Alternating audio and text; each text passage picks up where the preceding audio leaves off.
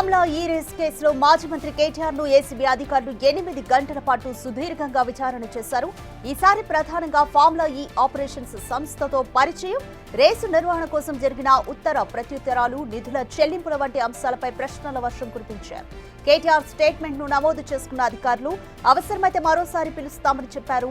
ఆయన మున్సిపల్ పట్టణాభివృద్ధి శాఖ మంత్రిగా పనిచేసిన సమయంలో ఉపయోగించిన సెల్ ఫోన్, ల్యాప్టాప్లను అప్పగించాలని ఆదేశించినట్లు తెలుస్తోంది. ఫార్ములా ఈ రేసింగ్ సమయంలో వాడిన సెల్ ఫోన్లను రేపటిలోగా అప్పగించాలని కేటీఆర్ కు ఏసీబీ ఆదేశించింది.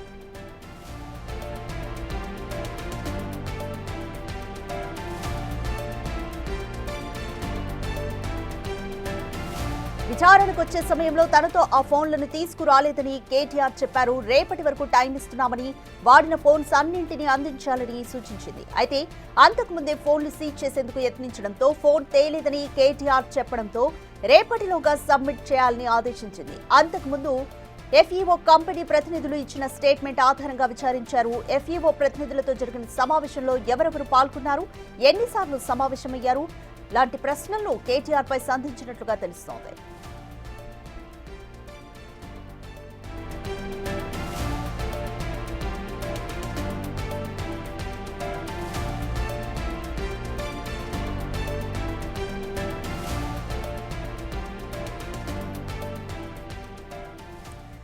మోర్ డీటెయిల్స్ మా ప్రతినిధి సుజాత అందిస్తారు. సుజాత, నిన్న రెండోసారి కేటీఆర్ ను ఫార్ములా ఈ రేస్ కేసుకి సంబంధించి ఏసీబీ విచారించింది. 8 గంటల పాటు సుదీర్ఘంగా విచారించింది. ఎటువంటి ప్రశ్నలు కీలకంగా సంధించింది ఏసీబీ? అలాగే ఫోన్లు సబ్మిట్ చేయాలని కూడా రేపటిలోపు అంటూ కూడా టైం ఇచ్చింది ఏసీబీ. కంప్లీట్ డీటెయిల్స్ ఏ విధంగా ఉన్నాయి? రాధిక, ఫార్ములా ఈ కేర్ రేసులకు సంబంధించి నిన్న కేటీఆర్ని దాదాపు 8 గంటల పైగానే ఏసీబీ అధికారులు విచారించారు. 60 ప్రశ్నలతో కూడా విచారించినట్లు తెలుస్తుంది. ఇది ప్రధానంగా నిధులు మళ్లింపుపై కూడా ప్రశ్నలు వర్షం కురిపించారు. ఈ ఫార్ములా కార్ రేస్కి సంబంధించి మొదటి నుంచి ఎవరు టచ్లో ఉన్నారు, ఏ కంపెనీస్తో అగ్రిమెంట్ చేసుకున్నారు, అదేవిధంగా ఎఫ్ఈఓ కంపెనీతో ఎవరు సంప్రదింపులు చేశారు, ట్రాన్సాక్షన్ ఏ విధంగా జరిగింది, ఒప్పందాలు ఏ విధంగా చేసుకున్నారు, వాళ్ళ మధ్య జరిగినటువంటి అగ్రిమెంట్ ఏంటి అన్న విషయాలను కూడా విచారణలు అడిగినట్లుగా కూడా కీలకంగా తెలుస్తుంది. అయితే కేటీఆర్ మొదట విచారణకి జనవరిలో అటెండ్ అయినప్పుడు తను ఏసీబీ అడిగినటువంటి ప్రశ్నలు వేటికి కూడా సమాధానం చెప్పకుండా దాటివేసే ప్రయత్నం చేశారు.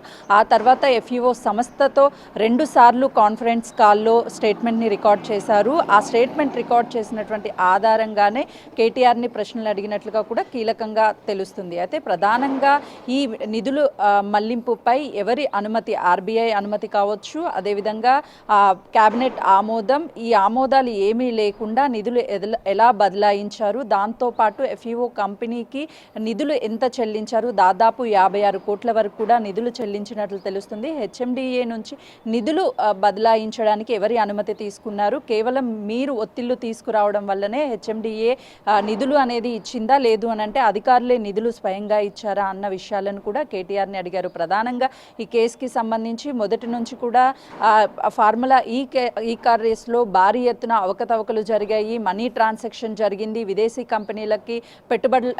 కంపెనీలకు కూడా అధికంగా డబ్బులు ట్రాన్సాక్షన్ చేశారు, వీటన్నిటిని కూడా ఉల్లంఘించారు అని చెప్పేసి ఆరోపణలు వస్తున్నటువంటి నేపథ్యంలోనే కేసుకి సంబంధించి విచారణ కొనసాగింది. ప్రధానంగా మొదట విడత ఈ కార్ రేస్కి సంబంధించినటువంటి ఉన్న కంపెనీలు, అగ్రిమెంట్ చేసుకున్నటువంటి కంపెనీలు సెకండ్ విడత నిర్వహించినటువంటి దాంట్లో ఎందుకు లేరు, ఎందుకు వెళ్ళిపోయారు, ఒకవేళ లాభాలు రాక నష్టాలు వస్తేనే కంపెనీలన్నీ కూడా తమ ఒప్పందాలను రద్దు చేసుకున్నాయో, ఒప్పందాలను రద్దు చేసుకున్నప్పుడు సెకండ్ విడతగా కూడా ఫార్ములా ఈ కార్ రేస్ని ఎందుకు జరిపారు అన్న విషయాలను కూడా అడిగినటువంటి నేపథ్యంలో కేటీఆర్ కేవలము హైదరాబాద్ ఇమేజ్ని పెంచేందుకే ఈ ఫార్ములా ఈ కార్ రేస్ను నిర్వహించాము అని చెప్పారు. అయితే హెచ్ఎండిఏ నుంచి నిధులు ఎందుకు తీసుకొచ్చారు అని అంటే ఆ కంపెనీస్ వెనక్కి వెళ్ళిపోవడము, తక్కువ టైం ఉండవు, ఏ కంపెనీ కూడా అగ్రిమెంట్కి రాకపోవడం వల్లే హెచ్ఎండిఏ నిధులని నేనే ట్రాన్సాక్షన్ చేశాను అని ఒప్పుకున్నారు. ప్రధానంగా తను వాడినటువంటి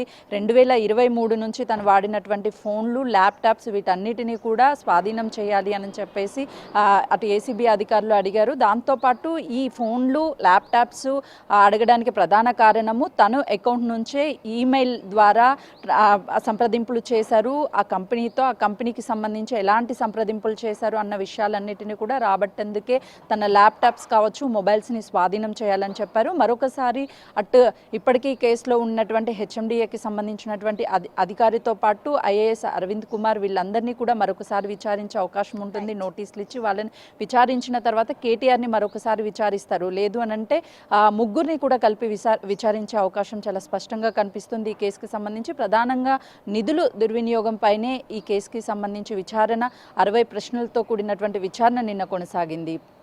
రైట్, థ్యాంక్ యూ సుజాత.